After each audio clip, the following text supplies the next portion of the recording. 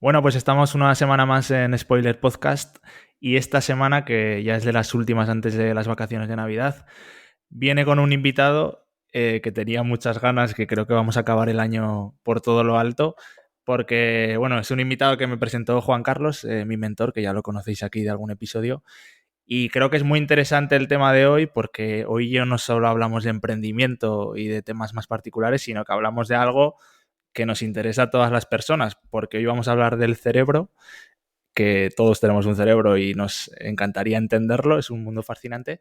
Y para eso hemos traído aquí a Osman Salazar, neurocirujano. ¿Qué tal estás, Osman? ¿Qué tal? ¿Qué tal? Encantado de estar aquí. Muchas gracias por la invitación. Nada, hombre, bienvenido. Preséntate un poco tú a la gente, cuéntales, bueno, cuéntanos un poco pues quién eres, de dónde vienes y también cómo te adentraste un poco en todo esto de la neurociencia y la neurocirugía. Claro que sí. Mi nombre, como bien has dicho, es Osman Salazar. Yo soy neurocirujano del Hospital Son Espaces en Palma de Mallorca. Y bueno, en mi contacto con las neurociencias empezaré, pues, lo más fácil, creo yo, en orden del tiempo. Yo soy de Guatemala y llevo ya aquí en España 10 años. Sin embargo, yo nací allí y realmente es un país que tiene mucha desigualdad social y por tanto mucha violencia. Mi primer contacto como tal es con ver el cerebro es desafortunadamente por esta violencia, pues me tocó verlo en vivo, yo siendo muy pequeño en una persona pues con una herida por arma de fuego. Y desde allí siempre me interesó cómo esa gelatina que está dentro de la cabeza de las personas es capaz de hacer tantas cosas. Y allí surgió mi deseo de aprender acerca del cerebro. Ya quería ser médico, quería ser de ese médico que operaba la cabeza. Luego crecí y me enteré que eso se llamaba neurocirugía. Y con esa idea en mente entré a la Facultad de Medicina en mi país, terminé la carrera. Durante la carrera hice algunas rotaciones en el extranjero, España uno de estos países, y me di cuenta que aquí en España era la vía más corta para poder alcanzar la especialidad de neurocirugía. Me formé en el Clínico San Carlos en Madrid y llevo 4 años trabajando aquí como neurocirujano en Mallorca. No, una pequeña reseña. No, bueno, pequeña, pero es bastante curioso el tema de cómo descubriste este mundillo. ¿Cuántos años tenías, has dicho, cuando tuviste este suceso? Realmente no podría decirlo con precisión, sin embargo, puedo decirte que eran 5 o 6 años. Son de las primeras memorias. Joder, He de decir que no es, desafortunadamente no fue la única. ya. Era una experiencia relativamente frecuente en mi infancia. Ostras, sí, sí.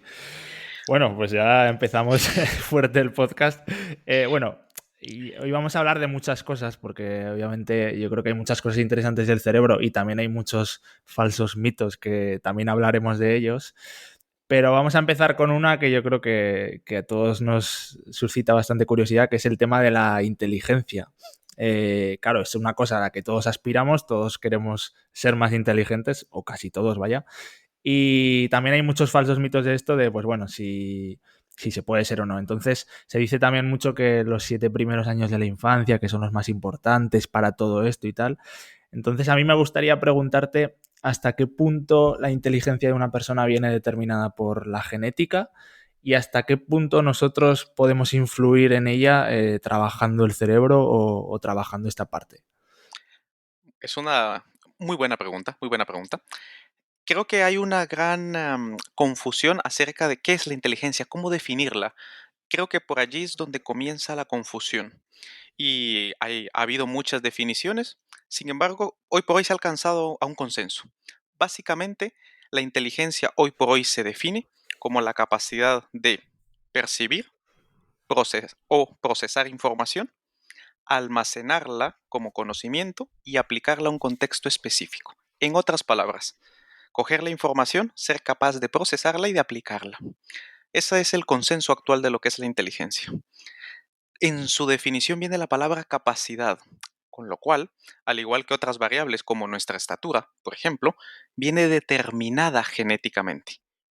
No quiere decir que sea el único factor, pero yo puedo alcanzar hasta una estatura según la genética que traiga de mis padres. La inteligencia es igual. La inteligencia viene determinada genéticamente. Bueno, pues ahí yo creo que ya se resuelve una de las preguntas que mucha gente se hace. O sea, viene determinada genéticamente, pero sí que lo que tú decías, nosotros tenemos como genéticamente un máximo de capacidad y el poder alcanzar ese máximo entiendo que sí que es algo que podemos trabajar, ¿no? Exactamente. Aquí viene, por ejemplo, a decir determinado genéticamente, un ejemplo, de dos padres que son de estatura media sale un hijo alto. Y decimos, pero ¿cómo? Pero si sus dos padres son pequeños, hacemos prueba de ADN, en efecto son sus dos padres, ¿por qué es tan alto, no? Em, lo- ese reordenamiento de genes produce a alguien con una estatura por encima de la media, y en este caso, este reordenamiento de genes produce una capacidad de procesar información por encima de la media. Ahora bien, creo que también importa aquí los test, cómo medimos esa capacidad.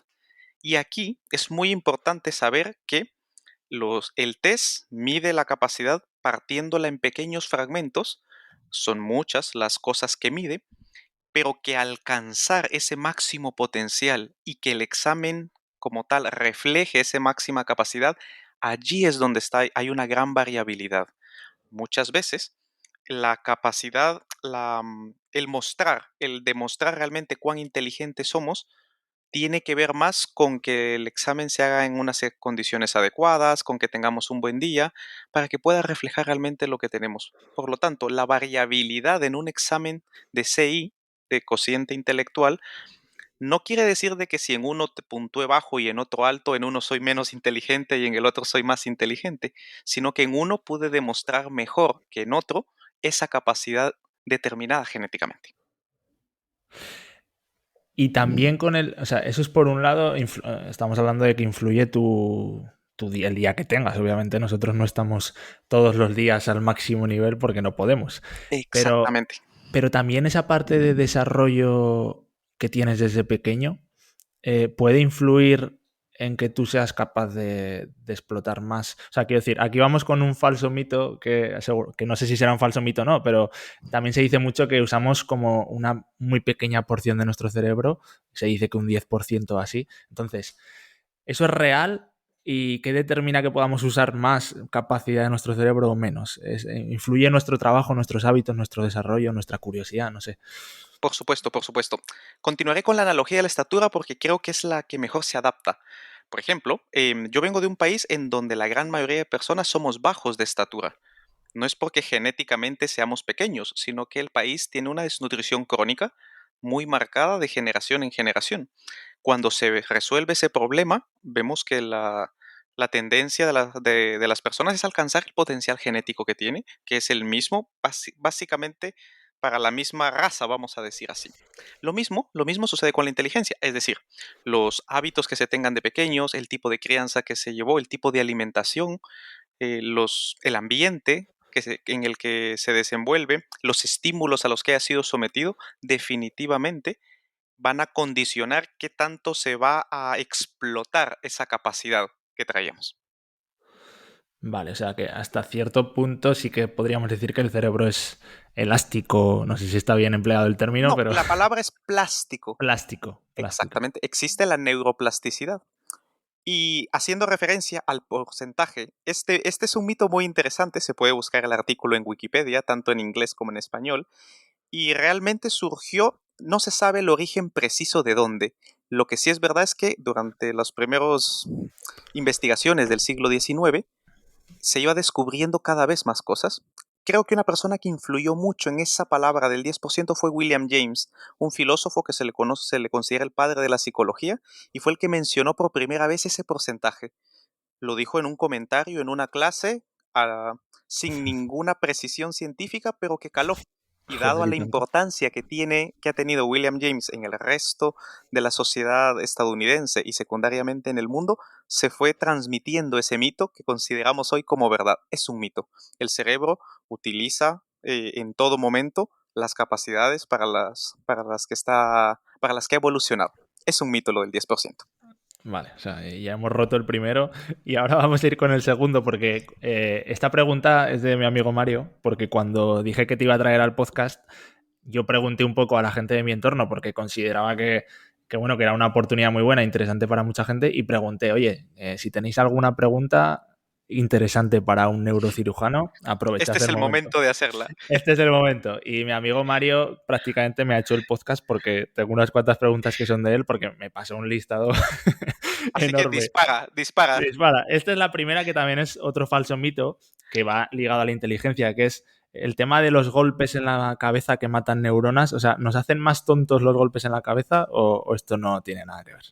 Sí y no, como todo en la ciencia, una de las cosas que aburre a la población general es porque un científico nunca puede decir sí a algo o no. Siempre tiene que matizar su respuesta y es porque en ciencia no todo es tan categórico. Respuesta concreta. Por ejemplo, un traumatismo leve, un golpecito en la cabeza leve, no va a cambiar significativamente las capacidades intelectuales de alguien. Eso es así. Ahora bien, un traumatismo grave, dígase un accidente de moto, una caída, algo que produzca un daño estructural en el cerebro muy grave, evidentemente si afecta zonas importantes del cerebro, lo va, le va a producir un daño. Pero va más relacionado con la gravedad del golpe que con el funcionamiento per se del cerebro. Vale. Ahora bien, un ejemplo, aquí existe algo que se llama, o estos nombres que existen en medicina, encefalopatía traumática crónica. ¿Qué es esto? O mejor conocido como el cerebro del pugilista o del boxeador. El traumatismo repetido, es decir, golpearse la cabeza continuamente, sí llega a afectar la estructura y el funcionamiento del cerebro. La parte de sí, ¿cuál es? Es un golpe grave de la cabeza que daña la estructura del cerebro o múltiples golpes pequeños durante mucho tiempo, sí nos vuelven más tontos, vamos a decir así, pero un solo golpe o pequeños golpes aislados en el tiempo, no, no cambian significativamente cómo funciona nuestro cerebro. O sea, que lo que comentabas del pugilista realmente sería el caso de Mohamed Ali, ¿no? Que todos Por veíamos. ejemplo, por ejemplo, es verdad que Mohamed Ali tiene además otro diagnóstico que es enfermedad de Parkinson, pero coexisten ambas enfermedades en él. Él tiene un cerebro fuertemente traumatizado durante muchos años por el boxeo, por una parte, y luego una enfermedad degenerativa que le produce la enfermedad de Parkinson. Pues esto es interesante. O sea que, Mario, te puedes quedar tranquilo que por pequeños golpes no vas perdiendo neuronas por ahí. Exactamente. Que no justifique por eso. Ah, no, tampoco, sí. No por eso vamos a estar dándonos golpes en la cabeza. Exactamente. Y un poco ligado a este tema de las enfermedades neurodegenerativas, claro, es muy interesante cómo un neurocirujano, o sea, quiero decir, una persona que tiene una enfermedad neurodegenerativa, ¿se puede apreciar cuando vosotros veis el cerebro? O sea, quiero decir, ¿podéis apreciar qué parte del cerebro no funciona bien cuando lo veis? Esto es también una pregunta muy interesante. Creo que Hollywood ha hecho la parte científica, suele transmitirla desde un punto de vista equivocado, a mi parecer. Es decir, pareciera ser como que si el cerebro hay una parcelita que aquí está, aquí hay una cosa, aquí hay otra, y eso no es del todo así. Es decir, cuando un neurocirujano abre el cerebro, lo que ve son unas arruguitas, un tejido gelatinoso, blandito, con unas arrugas allí. Es verdad que por grandes estudios de anatomía y por la experiencia acumulada durante tantos años, se puede calcular más o menos en dónde está la función en una persona concreta. Pero para saber con precisión hay que hacer pruebas específicas en esa persona, una resonancia magnética funcional, por ejemplo, o una tomografía por emisión de positrones, un PET, y aún así, en algunas ocasiones es necesario estimular eléctricamente dentro del quirófano un área concreta para ver específicamente su función. En otras palabras, a grandes rasgos, un neurocirujano puede saber en dónde está, por ejemplo, el área de la mano, de la movilidad de la mano, o el área del habla, de la compresión del lenguaje, pero para saberlo específicamente en una persona concreta hay que hacerle evaluaciones concretas a esa persona. Vale, o sea que tienes que ir estimulando las zonas para ver cómo reacciona el cuerpo, ¿no? Exactamente. O sea, en promedio sabemos que las personas tienen ciertas funciones en ciertas áreas, pero no es como un GPS, no funciona del todo así. No existe algo que sea un Brain Positioning System como tal, sino que es más como un promedio en donde la especie humana tiene las determinadas funciones rodeando ciertas áreas, pero no se puede identificar precisamente en un individuo concreto. O sea, la respuesta es, ¿puedo ver una enfermedad degenerativa con ojo desnudo? No. Vale, pero sí estimulando y haciendo las labores pertinentes, ¿no? Exactamente. Por ejemplo, la enfermedad de Parkinson, se implantan electrodos dentro del cerebro y se hacen unas pruebas que son microregistros. Es como cómo es la transmisión eléctrica, por decirlo así, en las neuronas que intentamos estimular.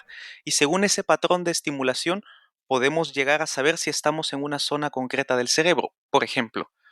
Pero no únicamente a ojo desnudo puede Ya. llegarse a saber con precisión que se está en determinada zona. ¿Y tú crees que con el avance de la ciencia que avanza tan rápido muchas veces, crees que en algún momento se podrá llegar a detener o incluso a revertir una enfermedad neurodegenerativa a través de la ciencia? Absolutamente, absolutamente. Yo realmente soy una persona que me considero optimista de la ciencia, no iluso. Es decir, la ciencia es la mejor, es el mejor paradigma, es la mejor forma que ha encontrado la humanidad de mejorar en todos los aspectos. Entonces, no podría predecir en qué momento alcanzaremos esto que me preguntas, pero que la ciencia llegará a ese punto, estoy seguro, absolutamente seguro. Bueno, pues esto será... Ahora, si me Joder. permites, si será en 10 años o en 1000, no lo sé. Ya, Es, ya, ya, es- bueno. No, pero bueno, solo el hecho de que se vaya a poder es bastante ya, yo creo. sí, sí, sí. Vale, ahora vamos a pasar un poco a otro bloque que también hemos hablado ya del tema de la inteligencia y las enfermedades neurodegenerativas, pero ahora vamos a tocar otro tema que es un poco más específico de este podcast, pero también de mucha gente, que es el tema de la creatividad, que creo que mucha gente que nos pueda escuchar, que escucha este podcast, es un tema que le puede interesar mucho. Y aquí también, ¿no? También hay muchos falsos mitos. Siempre se dice lo típico de es que yo no soy creativo, tal. Bueno, veremos si son falsos mitos o no, porque igual me tengo que callar. Pero bueno, yo soy de los que piensan que la creatividad se puede trabajar, se puede entrenar y se puede aumentar con trabajo. Por lo menos hasta cierto punto, yo así lo creo. Entonces, sí que investigué un poco, hicimos un capítulo, en el capítulo 9 investigué un poco sobre el tema de la creatividad y el cerebro y tal, humildemente. Pero ahora, aprovechando que estás tú, yo realmente no encontré como una teoría muy clara respecto a esto, así que creo que hoy vamos a aprovechar para aclarar cosas. ¿Qué es lo que pasa? O sea, todo esto que se habla del hemisferio derecho, del pensamiento divergente y tal, ¿qué es lo que pasa realmente dentro del cerebro de una persona que es creativa? Muy bien. Yo creo que es importante volver a las definiciones. Te das cuenta que hablas con un científico, con un abogado, cuando le da una importancia extrema a las palabras. Desde el punto de vista legal, ves que una palabra significa una cosa u otra y desde el punto de vista científico también. Entonces, la creatividad, a grosso modo, es uno de los aspectos en los que la inteligencia se ve reflejada, como en la memoria, como en la orientación espacial, como los cálculos numéricos o como la facilidad para poder articular y entender las palabras, por poner algunos ejemplos de los múltiples aspectos. ¿Qué es la creatividad? Si dijimos que la inteligencia era la capacidad de procesar la información, de percibirla y de generar conocimiento y aplicarlo, la creatividad es hacer esto de una forma novedosa. Creatividad viene de crear, la capacidad de crear. Evidentemente, las leyes de la física prohíben crear algo de la nada. La energía se transforma, ni se crea ni se destruye. Lo mismo sucede con la información. Sin embargo, combinar ciertas piezas de información y producir algo que se percibe como nuevo, como novedoso, como innovador, en esto reside la creatividad. No precisamente em, ser creativo significa ser inteligente o inteligente significa ser creativo. El margen aquí es muy amplio, es muy, muy amplio. Tiene que ver más con las distintas áreas que la persona desee entrar, por ejemplo, más que en la capacidad de su cerebro para procesar la información. Todos somos creativos, en mayor o en menor medida. Esto sí, a diferencia que no todos somos genios, por ejemplo, sí existe una barrera biológica cerebral para esto, sí podría decir con cierta confianza que todos somos creativos. Aquí esa aseveración sí es correcta. Y eso que decías antes de que no se crean nada de la nada, que todo parte de una conexión de ideas para generar algo que realmente no es nuevo, pero que es novedoso. O sea, realmente sí que podríamos decir que obviamente tener el cerebro o la mente cargado de ideas, cuantas más ideas o cuanto más información tengas tú en el cerebro, más estás fomentando la creatividad, porque realmente si estamos diciendo que crear algo es conectar ideas, Exacto. cuantas más tengas en el cerebro, más creativo puedes ser, o no. Definitivamente. Yo creo que la creatividad también se ve sujeta a otros dos aspectos importantes. Volvemos a las definiciones. Todos somos creativos. Ahora bien, hace falta ver qué tan útiles son las ideas que tenemos. Todos tenemos grandes ideas para nosotros. Luego vemos que su utilidad es limitada o nula. Y la segunda variable es cómo otras personas están de acuerdo con nosotros en que esa idea es novedosa y que es útil. En todos, por ejemplo, si alguien creó, ejemplo, el coche eléctrico de Elon Musk, pues todos queremos tener uno y queremos comprar y se ha vuelto una novedad. Sin embargo, el coche eléctrico existe desde hace muchísimo tiempo. No es algo nuevo per se. En otras palabras, no todo aquello que sea creativo significa que sea útil y no todo aquello que sea creativo significa que va a ser aceptado por muchas personas como tal. Creo que es importante no confundir la una cosa con la otra. Sí, claro, claro. O sea, realmente creatividad es crear algo novedoso, pero puede ser una absoluta basura que no quiera Es comprar la nadie. mayoría. De hecho, la mayoría de grandes ideas es un basurero. Pero la creatividad surge y como es imposible predecir la idea que va a pegar, de allí que la práctica deliberada de generar ideas constantemente es buena, porque nunca puedes predecir qué tan útil se va a percibir por otras personas que están dispuestos a pagar por ella. Y esa plasticidad que hablábamos antes también con la Sí, inteligencia del cerebro, o sea, para esas personas que sigan pensando que no son creativas y que no lo son y que por eso no pueden dedicarse a profesiones de este estilo, etcétera, qué pueden hacer para trabajar un poco el cerebro para intentar aumentar la creatividad o para fomentar la creación de ideas novedosas?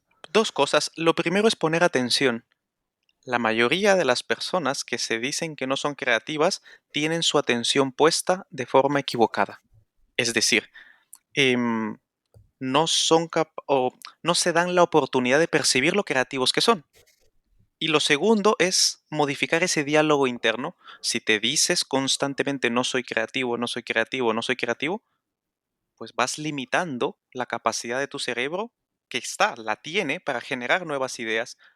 O descartas las ideas en estadios muy iniciales porque como dices, yo no soy creativo, mi idea seguramente es una basura, pues ¿para qué voy a seguir adelante a intentar llevarla a su libre consecuencia o incluso a que esa idea genere un proyecto?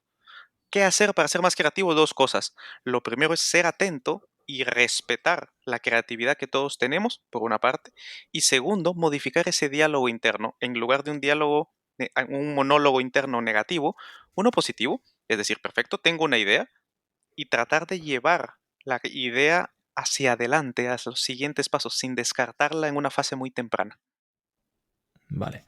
Y fomentar un poco ese tipo de procesos creativos, ¿no? O sea, ciertos procesos y ciertas técnicas al final lo que hacen es ayudarte a tener conductas que te hagan desarrollar Sí, esa idea la y... exposición, un rasgo de toda persona creativa o que quiera hacerlo, es exponerse a situaciones nuevas.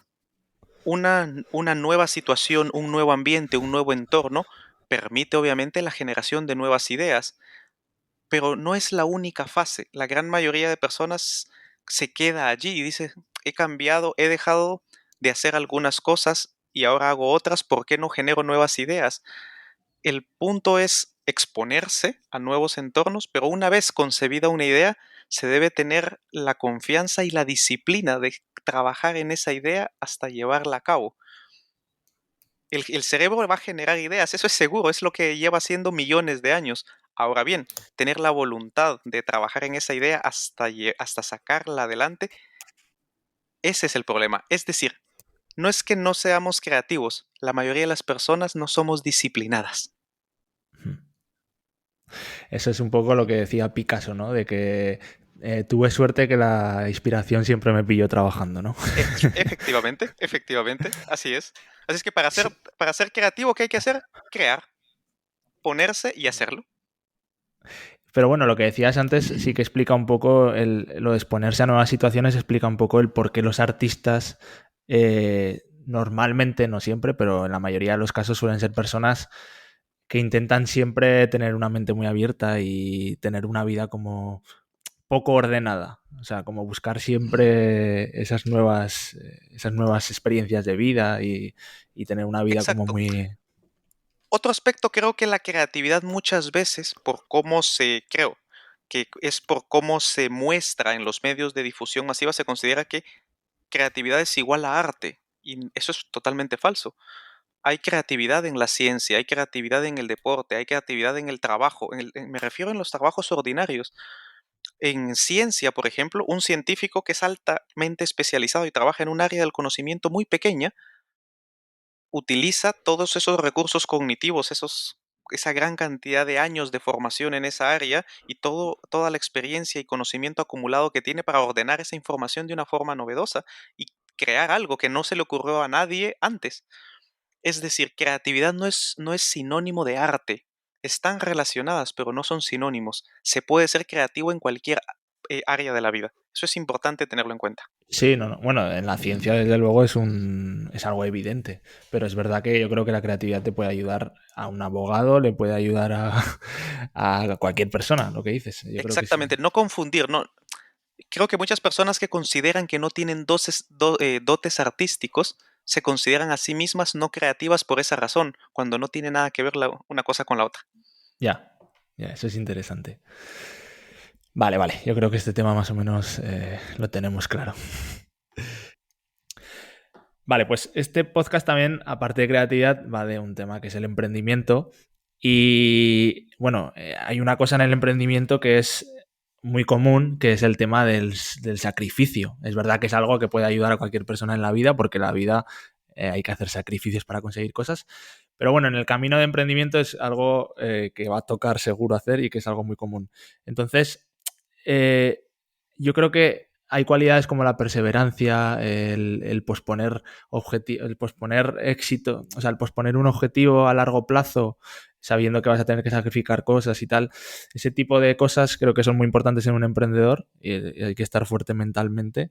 Entonces, ¿cómo realmente esa inestabilidad que puede tener un emprendedor en su vida afecta al cerebro? ¿Cómo podemos hacer para entrenarlo bien y estar fuertes ante esa inestabilidad? Yo creería que es más al revés, es decir, cómo un cerebro inestable afecta la vida del emprendedor. Yo lo vería desde otra perspectiva. Interesante. Es decir, por ejemplo, el- la diferencia fundamental entre empresarios y no empresarios, que nos circunscribiríamos a empleados, es más de índole emocional que de índole intelectual. Es decir, hay personas con grandes capacidades en ambos espectros. Por lo tanto, es la cuestión emocional. El empresario tiene una característica fundamental y es que tiene valor, valentía, la capacidad de enfrentarse al fracaso continuamente y sentirse cómodo fallando. Esa capacidad es la diferencia fundamental entre un empleado y un empresario, con lo cual tiene que ver más con el circuito emocional que con las capacidades cognitivas de la corteza cerebral. Mencionabas el sacrificio, eso se conoce como la capacidad de diferir el placer. Y esto es fundamental. Hay un test muy, muy famoso se llama el test del malvadisco, the marshmallow test, en que se le dan a niños pequeños entre 2 y 3 años, que son capaces de entender la instrucción que se les da, en que si soportan 15 minutos solo viendo un malvavisco, pueden tocarlo, pueden incluso lamerlo un poco, pero no pueden morderlo. Y evidentemente no se lo pueden comer. Si soportan 15 minutos, después les van a dar dos. El científico que hizo este estudio, luego vio a lo largo de los años, décadas después, cómo habían ido los dos grupos. El resumen es que en promedio los que soportaron y no se comieron el malvadisco eran más exitosos en general en la vida. sobre todo desde el punto de vista económico, porque en la economía es fundamental entender que el placer de ahora puede ser muy caro y tener la capacidad de diferirlo puede ser muy valioso desde el punto de vista económico. Con lo cual, el cerebro, ¿cómo entrenar el cerebro para que sea exitoso? Si existiera esa fórmula, creo que sería millonario yo ahora. Hombre, sí, no lo dudes. Sin embargo, sí podría decir que serían dos aspectos fundamentales. El primero es tener la capacidad de poder evaluarse y saber qué tan, qué tanta capacidad se tiene de diferir o no el placer. Esto sí está fuertemente orientado genéticamente y también reforzado por nuestros hábitos. Saber reconocer a mí me cuesta o a mí se me da fácil y actuar en consecuencia. Si a mí se me es fácil, pues explotarlo. Si a mí me cuesta, trabajarlo. Creo que esa es la primera. Y la segunda, saber que el éxito en la empresa o en la economía depende del adecuado manejo de mis emociones, no de qué tan listo soy. Esa sería el segundo aspecto. Y claro, lo que hablábamos del placer, o sea, la capacidad de posponer el placer, ¿qué es lo que realmente se produce o sea, en el cerebro? Esa dopamina o eso que se habla muchas veces de cuando tú consigues un objetivo o cuando lo que hablábamos, el objetivo a corto plazo, el comerte en el experimento que el niño se coma Eso eso es. o en cualquier tema de la vida, ¿qué es lo que se produce en el cerebro cuando alcanzas un objetivo o consigues algo? Sí, podríamos... El cerebro tiene muchas partes y hay muchas formas de dividirlo. Lo que diré ahora, si algún científico lo está escuchando, no será científicamente correcto o preciso. Sin embargo, la analogía es muy pertinente. Para el ejemplo que voy a poner, están algunas estructuras que se llaman ganglios de la base, que son pequeñas áreas que están rodeadas de sustancia blanca. La sustancia blanca es donde lo que transmite los mensajes, la sustancia gris es la que piensa, vamos a decirlo así. Entonces, aquí es donde se encuentra muchas áreas que se encargan de regular nuestras emociones y decir para dónde tenemos que tirar. Y el área frontal, estos dos lóbulos que se encuentran a ambos lados de la frente, que son enormes, es lo que nos hace ser, vamos a decir, racional, por decirlo de alguna manera. ¿Qué pasa en el cerebro? Cuando tenemos ganas de comernos un helado, cuando tenemos ganas de ver un partido de fútbol, una serie de Netflix, cuando tenemos una necesidad inmediata para satisfacer, son estos ganglios los que dirigen eso. Para restringirlo entran estos lóbulos frontales y por eso hago la asociación con el tamaño. Para que tú consumas el malvadisco necesitas un área de cerebro muy pequeña, pero para decir que no necesitas un área de cerebro enorme. Y esa capacidad es esos circuitos del cerebro cuando se entrenan y se instruyen a poder restringir esa satisfacción inmediata, genera cambios que más adelante fomentan la capacidad de no ponerse en situaciones en las cuales nos exponemos a una pérdida económica, emocional, etcétera. Y lo que sucede en el cerebro es que los lóbulos frontales mantienen a raya a estas áreas que buscan la satisfacción inmediata. Eso es lo que sucede. Sucede una inhibición consciente de esos reflejos, de estas necesidades automáticas. Si no le ponemos conciencia, definitivamente nos comportaríamos como animales, que en último término lo somos. Vale. O sea, claro, si tú te comes ahí el premio o cualquier cosa, al final estás haciendo que eso se revele tanto que al final la parte frontal no controla eso, ¿no? Y se desmadra. Exactamente. Vas perdiendo esas capacidades. Por ejemplo, si en algún momento alguno de los miembros de mi servicio escuchan esto, se reirán seguro. Yo siempre digo, cuando alguien es muy joven, digo, aún no tiene desarrollados completamente los lóbulos frontales. Se termina de desarrollar de media a los 30 años. Ostras. Esto es muy importante. Por eso las personas jóvenes tienen o tenemos, no quiero considerarme yo tan mayor, vistos desde la perspectiva de una persona mayor, dice, pero ¿cómo comete esas decisiones tan irracionales? ¿Cómo se le ocurre hacer eso? ¿No? Es porque el peso que tienen estas áreas de hacernos satisfacer nuestras necesidades inmediatamente son más fuertes y nos gobiernan más nuestro comportamiento que en una persona que ya ha terminado el desarrollo de estos lóbulos, que ve las cosas con más perspectiva. No solamente es la experiencia, sino que también el desarrollo estructural del cerebro lo que nos hace más sabios. Me ha parecido muy curioso lo de que hasta los 30 años se desarrolla esa parte frontal. O sea, realmente, ¿hasta qué años el cerebro se está desarrollando? ¿Toda De la vida? media O... se considera entre los 28 y los 32 años se alcanza el desarrollo completo, es decir, ya entrados bastante en la edad adulta. Sí, yo hubiera pensado que más adolescente, sí, sí. Exacto, Jolines. entonces ese es un aspecto importante a tener en cuenta. Pues sí, vale, vale. Y oye, ahora que hablábamos del éxito que decías antes, si yo tuviera esa fórmula del éxito, estarías ahora mismo forradísimo. Pero ¿hay algún patrón? O sea, yo creo que se han hecho muchos estudios por ahí de las personas que alcanzan el éxito. ¿Hay algún patrón que se repita o esto también es un falso mito en el cerebro de esas personas? Vuelvo al sí y al no. Espero que el oyente no se aburra con No, no. esta dualidad. Definitivamente hay patrones. Hay patrones que se repiten en las personas exitosas, independientemente que sean empresarias o no. Ahora bien, tomar a una persona exitosa y considerar o a un grupo de personas exitosas y creer de que las características comunes que tienen son la receta para el éxito, eso sí es un mito. Yo puedo seguir el camino que siguió Mark Zuckerberg, Elon Musk, Bill Gates y Jeff Bezos y pretender que yo voy a ser capaz de crear una, una empresa como la suya. Honestamente, eso es iluso. El mito está allí.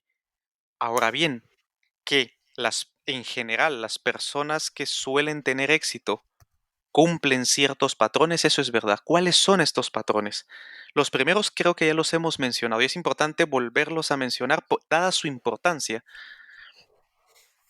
La gran, el gran peso que tienen las emociones. La gestión emocional es muy importante en este aspecto. Las personas de éxito tienen no un control, es imposible controlar las emociones, pero sí tienen una adecuada gestión de sus emociones. Por lo menos no son gobernados por ellas constantemente. Todos sucumbimos en algún momento a nuestras emociones, pero las personas de éxito les suelen flaquear o tropezarse menos a causa de sus emociones que las personas no exitosas. O sea, Ese es esto es un, la inteligencia emocional. O... podría, claro, lo que Daniel Goleman definió como inteligencia emocional, la capacidad para gestionarla adecuadamente. Lo segundo, la disciplina. Es decir, esto está demostrado, por ejemplo, hay un artículo muy interesante de Harvard Business Review en que se compara, volvemos a la inteligencia, no todos los genios son exitosos y no todos los exitosos son genios. De hecho, a los genios les puede ir bien o mal en la vida y los exitosos son gente normal o gente muy inteligente. El, la cápsula es esta. Se ha demostrado que el esfuerzo, la dedicación, la disciplina, el tener un sistema para aplicar, vamos a llamarle el esfuerzo o el trabajo duro, el factor de impacto sobre las capacidades cognitivas, es decir, sobre ser muy listo, es de 3 a 1.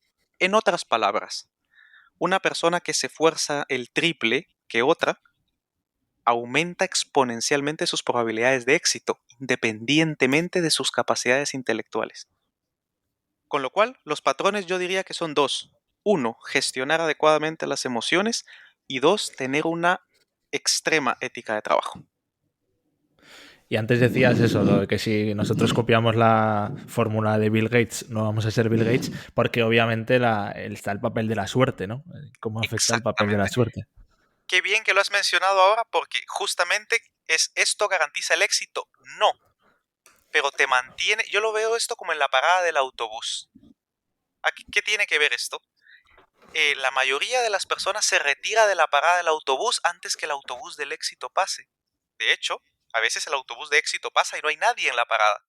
O está allí el que soportó aire, frío, agua, sol, aguantó viento y marea y cuando pasó el autobús evidentemente se subió y se dio cuenta que iba vacío el autobús, porque fue el único que aguantó. Estos dos patrones que mencionamos antes, una adecuada gestión emocional y una férrea ética de trabajo, lo que hace es mantenerte en la parada de autobús más tiempo, aumentando tus probabilidades, perdón, de coger el autobús del éxito cuando pase. No lo garantiza, pero entre más aguantes allí, tarde o temprano, por matemática, pasará el autobús. Y eso es un poco lo que hablábamos antes, ¿no? No busca, o sea, saber aguantar para no buscar el placer que te dice vete, el placer, o sea, buscar el placer te dice vete de aquí, no aguantes más Tengo este hambre, sufrimiento. tengo sueño, tengo frío, tengo calor, estoy cansado, ya no aguanto, no sirvo para nada, etcétera, etcétera, etcétera. A la parada llegaron 1000 personas, pero cuando el autobús pasó había uno o dos. O sea, de nuevo es el desarrollo de esa parte frontal, ¿no? La racional que decíamos antes. Exactamente. Joder. O sea, que eso es un poco lo que determina la perseverancia de una persona. Esa, también, ¿no? Esa parte racional que es la que te dice aguanta, aguanta, aguanta, aguanta, Sí, aguanta. es muy importante que entender la plasticidad cerebral como, como un circuito de tres vías. Creo que todos conocemos este tipo de circuito de luz en que tú apretas un interruptor y se enciende la luz, caminas y cuando ya llegas a la puerta de la habitación presionas otro botón y se apaga. No necesitas volver nuevamente a tu cama para volverlo a encender. A lo que me refiero con esto es que es un circuito que entra y sale. Entonces, no es que solamente el cerebro determine nuestro comportamiento también modifica nuestro cerebro. Y ahí es donde viene, aquí es donde nuestra voluntad, donde la libertad del individuo juega un papel. Yo si me esfuerzo más no voy a ser más inteligente. Yo genéticamente tengo las capacidades que tengo. Es decir, yo por más que entrene gimnasia no me diré un 80. No, eso no va a suceder.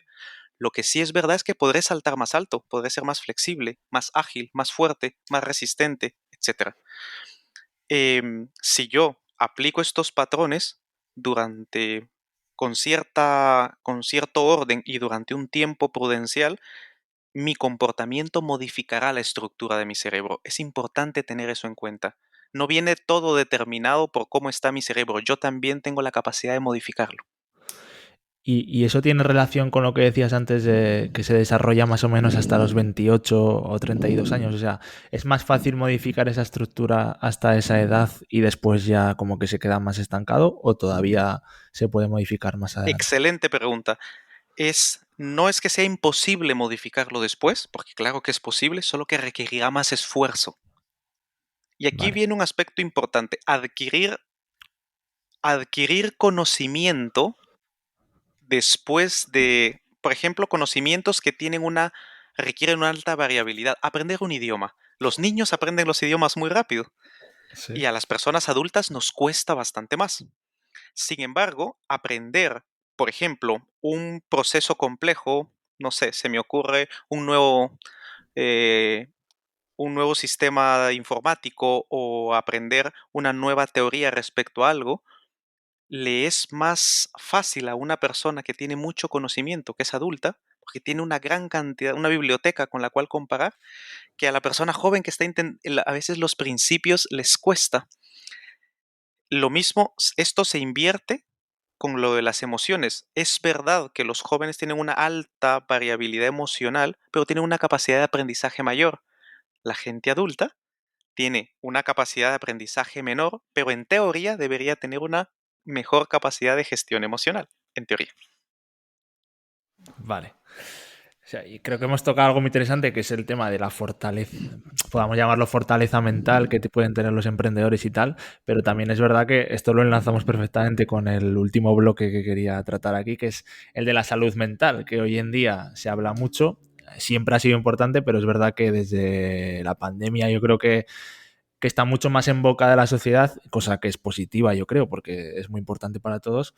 Y bueno, yo siempre digo que en el colegio tenemos educación física, pero no tenemos educación mental, que es algo Exacto. que es tan importante como la otra. Entonces, hay algo a lo que aspiramos también todos, aparte de a ser más inteligentes, que ya nos ha quedado claro que venía determinado por la genética, pero es a la felicidad.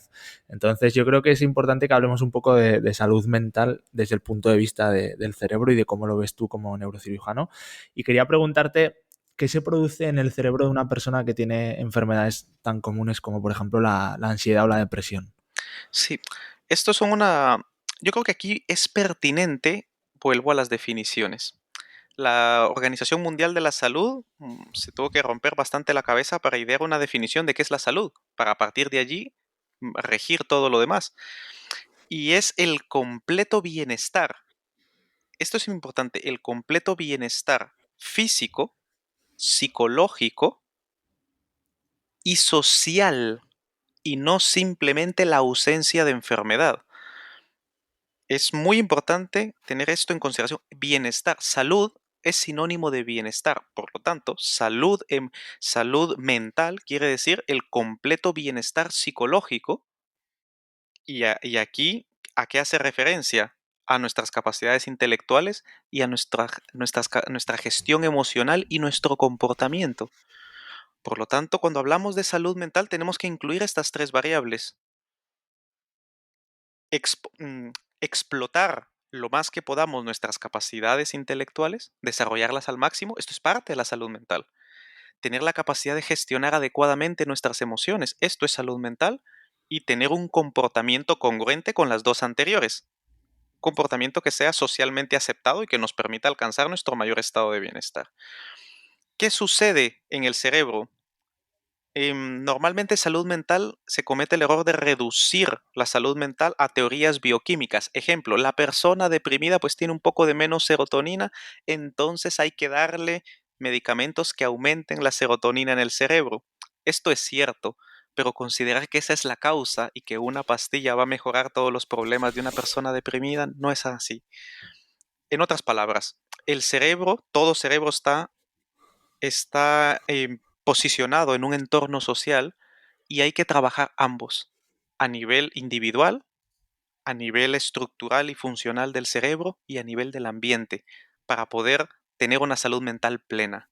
En una persona deprimida hay un desbalance bioquímico que hace que las sustancias que se encargan de mantenernos contentos no funcionen o su concentración, es decir, su cantidad dentro de nuestro cerebro baje. Lo mismo sucede con una persona ansiosa. Aquellas sustancias que nos mantienen estresados y alerta están muy elevadas o la respuesta a esas sustancias es exagerada.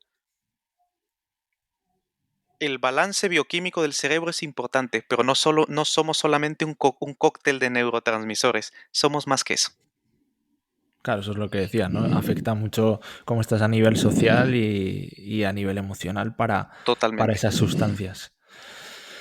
Vale, vale. Y bueno, hay otro tema también que es muy interesante para la salud mental, que no sé si irá relacionado con lo que hablábamos antes de esa dopamina de alcanzar algo que quieres, que es el tema de las adicciones. ¿Qué pasa en el cerebro de una persona adicta? Aquí has tocado un tema fundamental, para mí el más importante del siglo XXI. Esta pregunta es de Mario también. Entonces, ole a Mario, felicitaciones a Mario, que espero que nos esté escuchando. Hay un libro de la doctora Anna Lemke que se llama Dopamine Nation. De momento no está traducido al castellano. La nación de la dopamina, el estado dopamina. ¿Y esto con qué guarda relación? Guarda relación con muchos aspectos, pero ahora hablaré concretamente de dos. Lo primero, cómo las grandes empresas de tecnología digital invierten grandes cantidades de recursos económicos y humanos en saber cómo funcionan los mecanismos de atención humana y de adicción humana. No por nada cuando cogemos un móvil y hacemos el scroll, le damos hacia arriba y hacia arriba es sin fin, para que cada vez tengamos contenido nuevo y lo que las empresas dicen, no estamos compitiendo contra otra empresa, estamos compitiendo contra el sueño, estamos compitiendo contra el hambre, estamos compitiendo contra hacia dónde el ser humano dirige su atención. La atención no es el único neurotransmisor, la dopamina implicado, pero está allí. Es decir, aquello que hace que nos importe, que nos interese, que nos satisfaga algo, la dopamina está allí. Con lo cual, en un cerebro sano, deberíamos de tener la capacidad de poder fijar nuestra atención y soltar esa atención y relajarla. En un cerebro adicto, que es contestando a tu pregunta, está tan reforzado ese circuito y dejamos que la dopamina gobierne nuestra atención y la deje pegada a algo durante el mayor tiempo, y con las consecuencias más peligrosas para el bienestar de esa persona. En otras palabras, es un cerebro predispuesto a pegar su atención a algo. Y como bien sabemos, la sabiduría está en el equilibrio. Todo exceso tiene efectos negativos. O sea, que también pasa, o sea, con el tema de... Esto tiene relación con lo que hablábamos antes de la parte frontal que gobierna a la otra parte, que es la que te lleva al placer. Sí, totalmente. Es importante entender que los lóbulos frontales son enormes, constituyen el 40% de la masa encefálica. Encefálica se le dice a todo la estructura neurológica que está dentro de nuestros cráneos. Em, si bien es cierto que es muy importante, lo de gobernar no es tan así, trabajan en armonía. No es que el lóbulo frontal sea más importante que el otro y no es como el presidente y los otros son los ministros, no funciona así. Trabajan en armonía en relación de igualdad. Em, y sí, en una persona adicta, la capacidad de estos lóbulos frontales, el circuito que se encarga de regular esta moderación de los impulsos está fuertemente trastornado y la importancia y la fuerza que tiene que tienen nuestros impulsos y nuestras necesidades biológicas es mucho mayor que nuestra capacidad para modularlas y para regularlas. No, porque estaba pensando que entonces eso tiene alguna relación con que una persona pueda ser adicta a una droga o a cualquier tipo de sustancia, más cuando es joven que cuando es adulta, por lo que hablábamos antes, ¿no? De hecho, existen casos de drogadicción que se inicia después de los 30 años, pero es un porcentaje mínimo. La gran mayoría de adicciones a el tabaco, el alcohol y las drogas de diseño, en cualquiera de sus presentaciones, inicia durante la adolescencia en la gran mayoría de las sociedades, cuando estructuralmente el cerebro es más vulnerable y cuando socialmente estamos constituyendo nuestro lugar en el mundo y psicológicamente construyendo nuestra identidad. Es un periodo de muchos cambios en donde somos muy vulnerables. Y hemos tocado el tema de la tecnología, que creo que sí que, claro, obviamente el tema de que estas empresas tecnológicas estén estudiando todas estas cosas del cerebro para hacernos adictos a TikTok, a Instagram, a todas sus redes sociales, claro, es algo muy peligroso porque realmente están jugando con gente que es muy joven y que son niños y que en muchas ocasiones eso puede afectar al desarrollo de su cerebro para el posterior. Entonces, ¿hasta qué punto están afectando hoy en día las tecnologías a nuestro desarrollo como humanos? ¿Y cómo puede afectar eso a que luego una persona adulta tenga algunos problemas? Son, hay, hay efectos importantes sobre una persona adulta, es decir, la generación millennial, estas personas que hemos nacido en teoría por definición de 1980 hasta 1999, em, muchos son nativos digitales, pero muchos otros no. Es decir, el impacto sobre esta generación, que es la que actualmente está entre 30 y 40 años y es la que ahora empieza a gobernar el mundo, está en puestos importantes y es la que dirigirá el mundo por los próximos 20 o 30 años, es mixto. Es decir, algunas personas sí, es verdad, son adictas a las tecnologías, pero en general como colectivo han logrado vivir todavía saltando, corriendo, jugando y tocando la realidad no digital, vamos a decirlo así. Ahora, el impacto sobre los nacidos en el año 2000, los nativos digitales, aquí sí se han demostrado cambios estructurales concretos. A saber, el tiempo de exposición a un dispositivo que está tan cerca del ojo alarga el glóbulo ocular y de entrada casi todos son miopes. La gran mayoría de niños hoy por hoy son miopes. Ese es un impacto. Segundo, es verdad que un impacto positivo. Casi todos tienen una coordinación entre los ojos y las manos brutal, porque evidentemente los videojuegos y los ordenadores y los móviles, todos los dispositivos digitales favorecen esta coordinación. Pero por otra parte, son personas que tienen mayores dificultades a establecer relaciones humanas en vivo. Es un proceso que se denomina avatarización de la sociedad. Interactuamos a través de avatares, pero nos cuesta más interactuar con otra persona de carne y hueso. cómo como chico o chica acercarnos o chico o chica que nos gusta, a esta generación le está costando más hacerlo que a generaciones previas por la dinámica de su interacción. Entonces, no estoy diciendo que todo esté mal, no, simplemente que la cantidad de exposición a la tecnología sí está modificando nuestro comportamiento por una parte como ser humano y la estructura y función de nuestros cerebros por la otra, tanto para bien como para mal. Como para mal. Es que hacía poco que leía que había un estudio, pero es que estoy ahora pensando y no recuerdo exactamente el nombre, que no sé hasta qué punto será verdad o será bulo, que decía que habían estudiado precisamente esto que decías de las personas de la generación millennial en adelante y se había visto cómo el cociente intelectual iba bajando de los que habían nacido hasta el año 90 hasta los posteriores. Y realmente también se decía si era porque, claro, la manera de medir el cociente intelectual hoy en día todavía es muy antigua y se basa en un método que está muy basado en la memorización y que con la tecnología nuestro cerebro había perdido capacidad de memorización porque obviamente no necesitamos memorizar los teléfonos ni muchas cosas que antes se memorizaban, pero por el contrario es verdad que tenemos otras habilidades como la de el pensamiento, o sea, pensar muchas cosas a la vez y conectar muchas cosas a la vez, porque hoy en día estás con el ordenador y tienes 40.000 pestañas de Google abiertas y estás con 1.000 impactos al día. Eso sí que es algo que hemos desarrollado, lo que tú decías. Hay cosas que se mejoran y otras se empeoran, pero ¿realmente nos hace más tontos o no se puede llamar así? Una pregunta fundamental y agradezco que la hayas preguntado porque eso es motivo de debate casi que en cada mesa en la que me siento y sale a colación esto del impacto de la tecnología. Antes, vamos a empezar por una pequeña y breve reseña histórica. El- los neandertales tenían la cabeza más grande, el cráneo más grande y se creía que a mayor tamaño del cráneo eran más inteligentes. Ahora vemos que eso no es así. No porque alguien tenga la cabeza más grande va a ser más inteligente.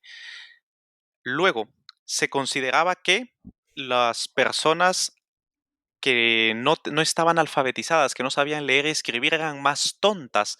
Obviamente porque los test eran escritos y forzaban a una persona a leer y escribir, con lo cual si yo soy analfabeto, se me ponía la etiqueta de idiota o imbécil, que eran las etiquetas que se utilizaba. Simplemente era que no me habían instruido. Y también hay una curva en la que el cociente intelectual de una población aumenta con su desarrollo económico.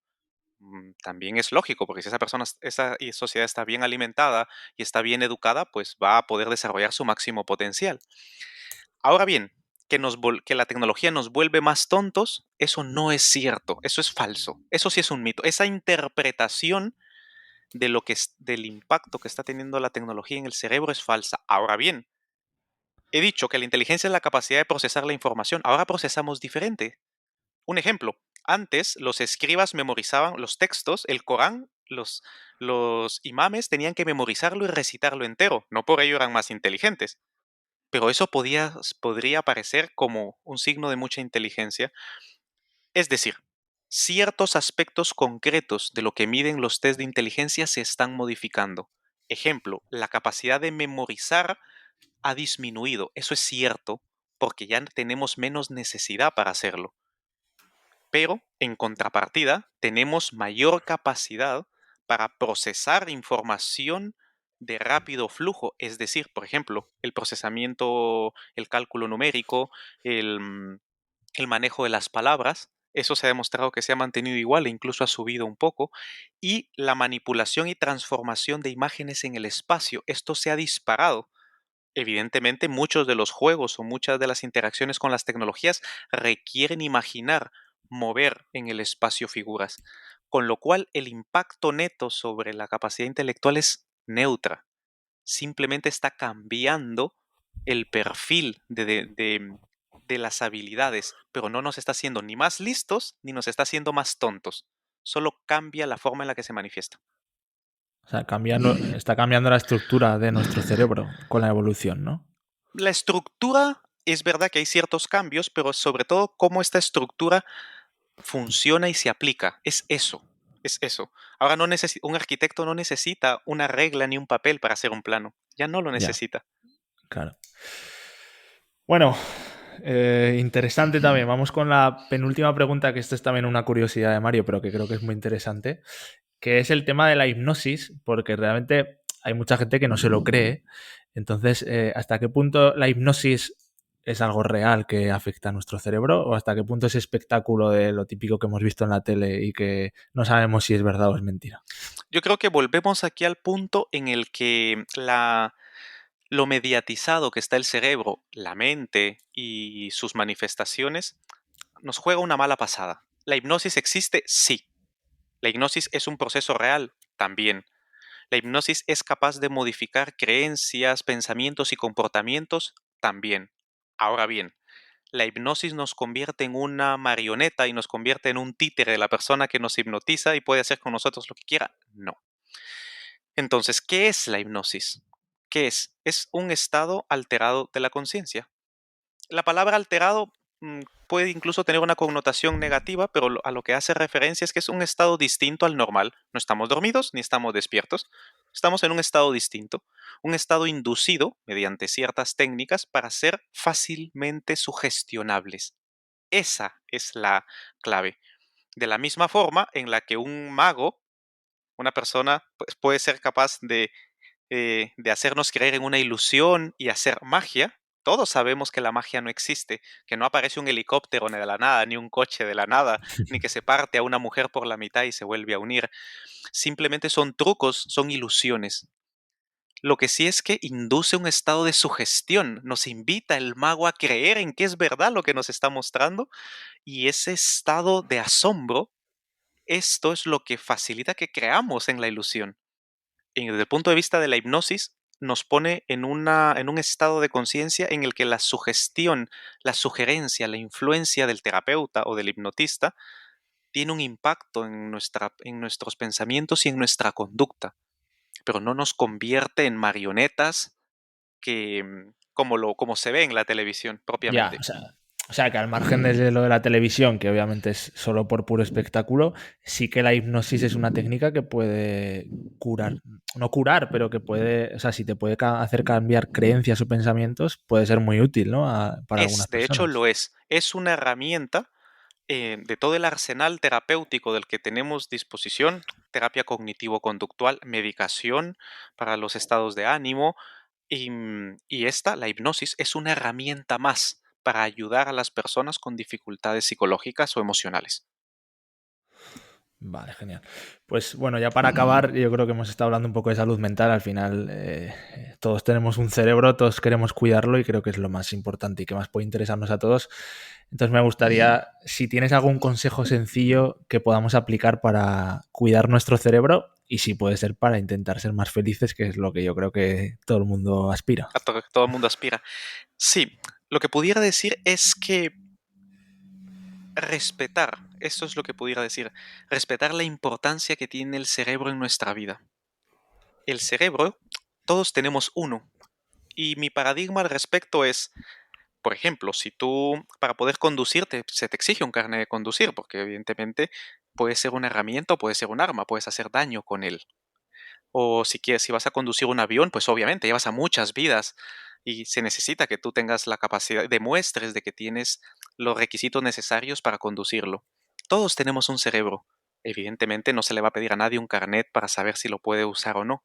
Sin embargo, la mayor herramienta que tenemos para mejorar nuestra vida y la de la humanidad es nuestro cerebro, y la principal arma que tenemos para destruir nuestra vida y la de la humanidad es nuestro cerebro. Las más grandes invenciones de la humanidad nacieron del cerebro de uno o de varios seres humanos, y los mayores desastres de la humanidad han surgido de uno o de varios cerebros de seres humanos. Con lo cual el consejo, ¿cuál es? El cerebro importa, no somos solo nuestro cerebro, no, pero el cerebro es el recurso biológico más importante que tiene la humanidad y hay que respetarlo y cuidarlo como tal. Y aquí consejos específicos, saliendo de la parte filosófica. Yo le llamo la técnica MEDS, no es mía, es un acrónimo que escuché en internet, no recuerdo la fuente exacta, y es la M de meditación, la E de ejercicio, la D de dieta y la S de sueño.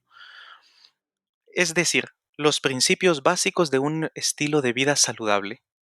El cerebro necesita entorno en el cual pueda florecer, pueda crecer, pueda desarrollarse, necesita descansar, necesita una adecuada nutrición y sobre todo, necesita que se sea consciente de su importancia.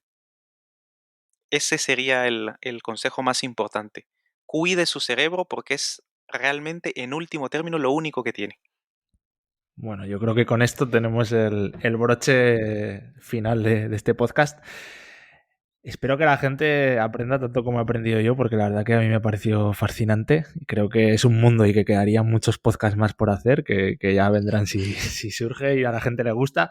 Y nada, dinos dónde te puede encontrar la gente si quieres promocionarte Sí, de hecho, actualmente soy de momento un neurocirujano activo y un escritor en paro. Es decir, estoy justamente en la redacción de mi libro que por cuestiones profesionales y personales se ha quedado un poco varado.